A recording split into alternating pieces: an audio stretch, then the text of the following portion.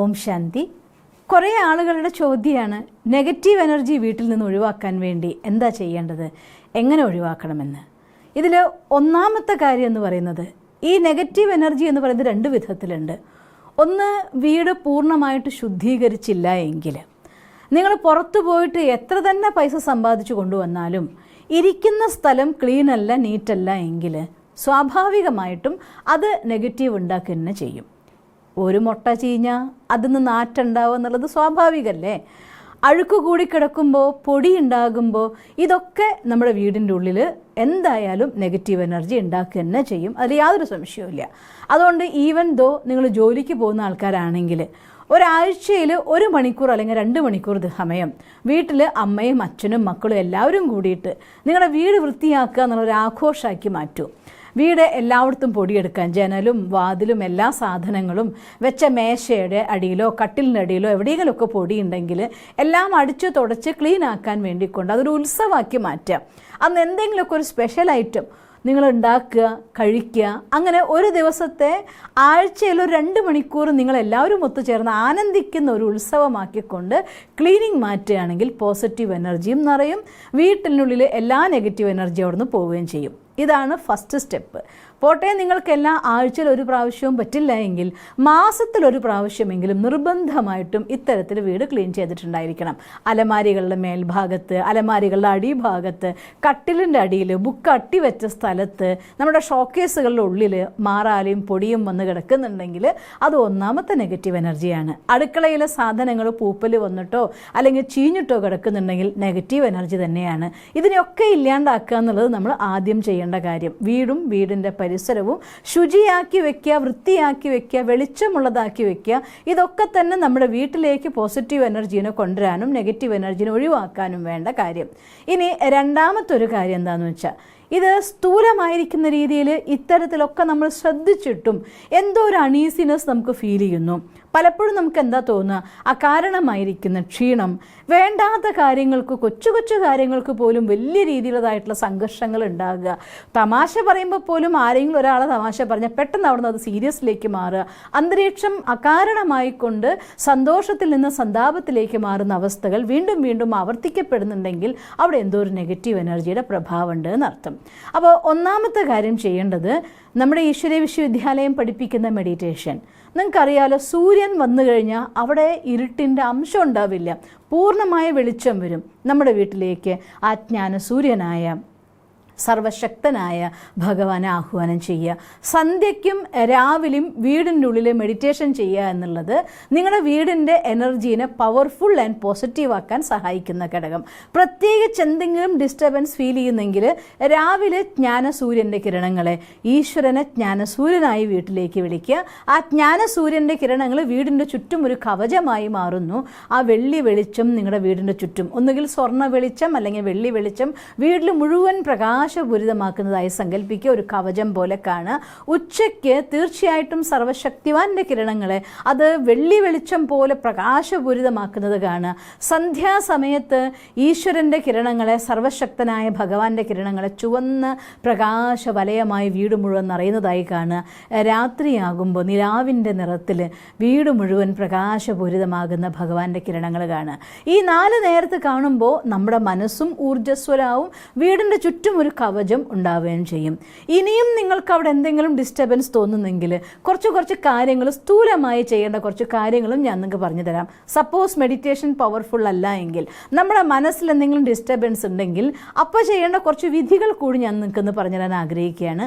ഒന്നാമത്തെ കാര്യം, നമ്മുടെ വീടിൻ്റെ ഉള്ളിൽ ഇരുട്ട് നിറഞ്ഞ സ്ഥലങ്ങളിൽ, നെഗറ്റീവും ഇരുട്ടും സെയിം അല്ലേ. അപ്പോൾ അതുകൊണ്ട് എന്ത് ചെയ്യണം, നമ്മൾ നമ്മുടെ വീടിനുള്ളിൽ നിലത്തിരിക്കാൻ നിങ്ങൾക്ക് ബുദ്ധിമുട്ടുണ്ടെങ്കിൽ ഒരു ചെറിയ മൂടയോ എന്തെങ്കിലും വെച്ച്, ചെറിയ സ്റ്റൂളോ വെച്ചിട്ട് അതിൻ്റെ മേലിരുന്നിട്ട് നിലത്ത് ഭൂമിയിൽ കൈ തൊട്ടുന്ന രീതിയിൽ ഇങ്ങനെ കൈകൊട്ടുക 3 പ്രാവശ്യം. നല്ല ശബ്ദം ഉണ്ടാക്കിക്കൊണ്ട് 1 2 3 ഇങ്ങനെ കൈകൊട്ടുക. അത് കഴിഞ്ഞ ശേഷം നിങ്ങൾ എഴുന്നേറ്റ് കസേരയിലിരുന്നിട്ട് ആ റേഞ്ചിൽ 1 2 3 എന്ന് കൈകൊട്ടുക. എഴുന്നേറ്റ് നിന്നിട്ട് നമ്മുടെ അതേ ഹൈറ്റിൽ ഇങ്ങനെ 1 2 3 എന്ന് കൈകൊട്ടുക. 3ാമത്തെ പ്രാവശ്യം നമ്മുടെ കൈ നന്നായിട്ട് ഉയർത്തിയിട്ട് ഇങ്ങനെ മേലെ കൊണ്ടുവന്നിട്ട് 1 2 3 എന്ന് കെട്ടുക. ഇത് കൊട്ടുന്ന സമയത്ത് എന്ത് സങ്കല്പിക്കണം, വീട്ടിലൊരു സ്ഥലത്ത് കൊട്ടുകയാണെങ്കിൽ, ഇപ്പോൾ ഈ ഒരു ഹാളിലാണ് ഞാൻ കൊട്ടുന്നതെങ്കിൽ ഇതിൻ്റെ 4 മൂലയ്ക്കിലും പോയി നിന്നിട്ട് നിങ്ങൾ കൊട്ടണം. ആ സമയത്ത് സങ്കല്പിക്കണം, ഈ വീടിൻ്റെ ഉള്ളിൽ എന്തെങ്കിലും മറ്റു എനർജി ഉണ്ടെങ്കിൽ അത് സ്പേസിലേക്ക് പോയിക്കൊണ്ട് ഞങ്ങളുടെ വീട് ഞങ്ങൾക്ക് താമസിക്കാനുള്ള ഇടമാണ്, സന്തോഷത്തിൻ്റെ ഇടമാണ്, ഇതിനെ ഫ്രീ ആക്കി തരൂ എന്ന് റിക്വസ്റ്റോട് കൂടിയിട്ട് ഇങ്ങനെ ചെയ്യാം. അതല്ലെങ്കിൽ നമ്മൾ അമ്പലത്തിൽ മണി കൂട്ടുന്ന മണി കണ്ടിട്ടില്ലേ, ആ മണിനാദം അത് ഭയങ്കര പോസിറ്റീവ് എനർജിയാണ്. അതുകൊണ്ട് മണീനെ എല്ലാ റൂമിലും പോയിട്ട് ഇതുപോലെ 3-4 സ്ഥലത്ത് പോയിന്റിലാക്കി, ഏറ്റവും താഴത്ത് തൊട്ട് മേലെ നമ്മൾ ഇരിക്കുന്ന പൊസിഷനിൽ, നിൽക്കുന്ന പൊസിഷനിൽ മേലെ ഉയർത്തിയിട്ട് 4 സ്ഥലത്തും വീടിന് 4 ഭാഗത്തും മടിയണിക്കുകയാണെങ്കിലും നിങ്ങൾക്ക് നെഗറ്റീവ് എനർജിയാണ്. പക്ഷെ ഇതൊക്കെ ചെയ്യുമ്പോൾ ഒരു കാര്യം മനസ്സിലാക്കുക, അതിൻ്റെ ഒപ്പത്തിനൊപ്പം നമ്മുടെ മനസ്സിലെ സങ്കല്പങ്ങൾ വളരെ ആവശ്യമായിട്ടുള്ള ഘടകമാണ്. ഇതും നിങ്ങൾ ശ്രദ്ധിക്കണം. പിന്നെ വീടിൻ്റെ ഉള്ളിൽ അഥവാ ആരെങ്കിലും ഒരു തെറ്റ് ചെയ്തുവെങ്കിൽ, ഒരാളെ കയ്യിൽ നിന്നൊരു മിസ്റ്റേക്ക് സംഭവിച്ചുവെങ്കിൽ, ഒരാൾ ദേഷ്യപ്പെട്ടു അല്ലെങ്കിൽ പിണങ്ങി അല്ലെങ്കിൽ മറ്റെന്തെങ്കിലും ഒരു കാര്യം, എന്തെങ്കിലും ഒരു ചീത്ത ശീലം തന്നെ ഉണ്ടായി എന്ന് വിചാരിക്കുക, ആ കാര്യത്തെ എല്ലാവരും വർണ്ണിച്ച് ഫോൺ ചെയ്ത് എല്ലാവരോടും പറഞ്ഞ് എല്ലായിടത്തും വർണ്ണിച്ച് അതിനെ വലുതാക്കിക്കൊണ്ടേയിരിക്കരുത്. അത് വീടിൻ്റെ അന്തരീക്ഷത്തെ വളരെ മോശമാക്കി കളയും.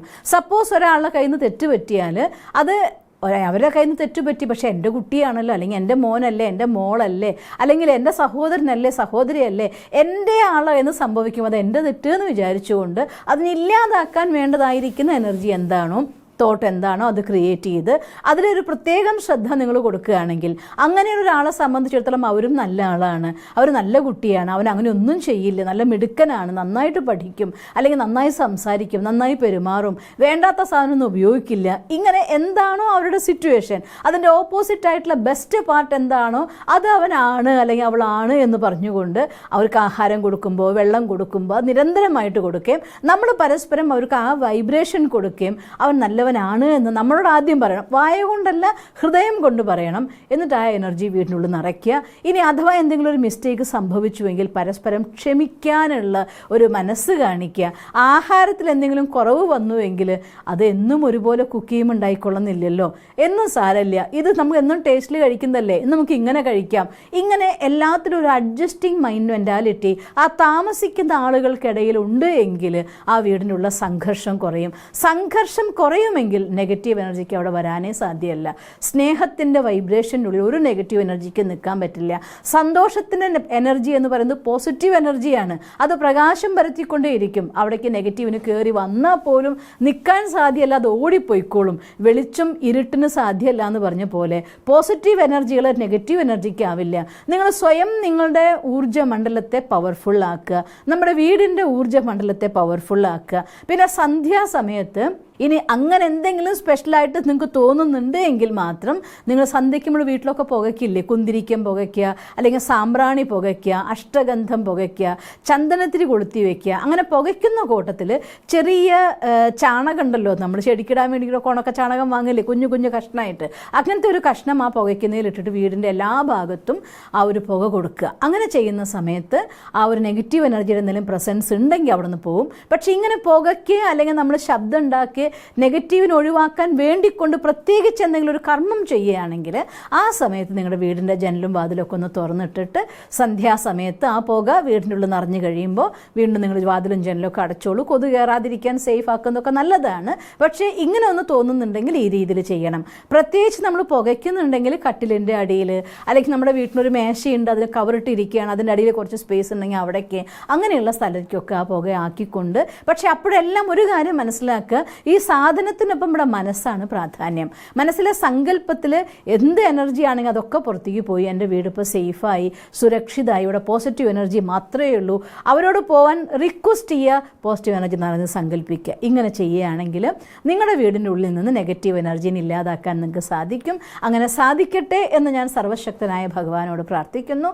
ഓം ശാന്തി.